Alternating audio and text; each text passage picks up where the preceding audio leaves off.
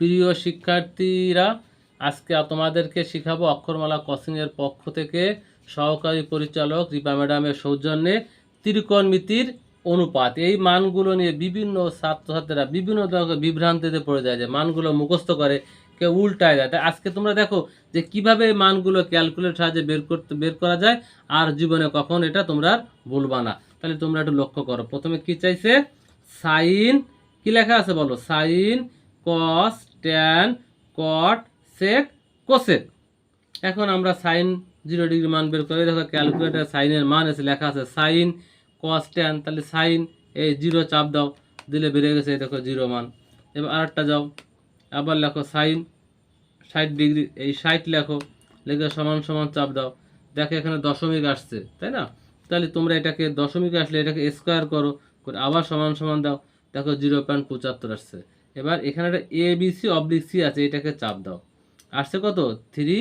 এটাকে বলে ভাগের চিহ্ন, 3/4। অর্থাৎ এই 3কে রুট করলে হবে √3, আর 4কে ভাঙাইলে হবে 2, কারণ আমরা স্কোয়ার করলে তা রুট করতে হয়। আবার একটা সংখ্যা যাও, সাইন এই যে 90 ডিগ্রি, এই যে মান চাপ দিলে কত? 1, এই দেখো মান বেড়ে গেছে।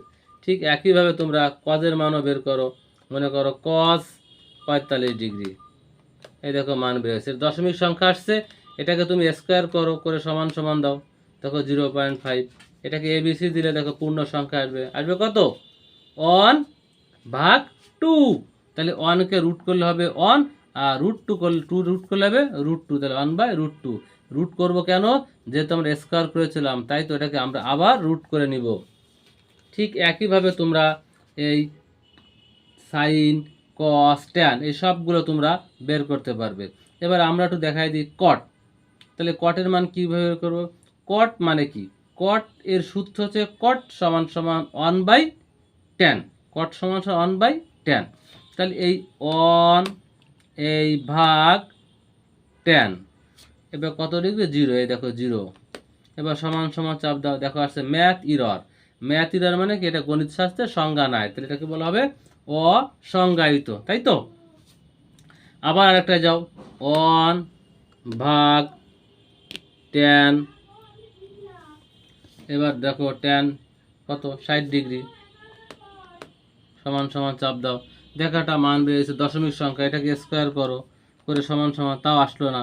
তারপর এ বিসি দাও, দেখো 1/3। তাহলে 1 এ রুট করলে হয় 1, আর 3 রুট করলে √3 বেরিয়েছে। তাহলে এইভাবে দেখো কটের মানও বেরিয়ে গেছে। এবার দেখো সেক, তাহলে সেক সমান সমান কি জানো?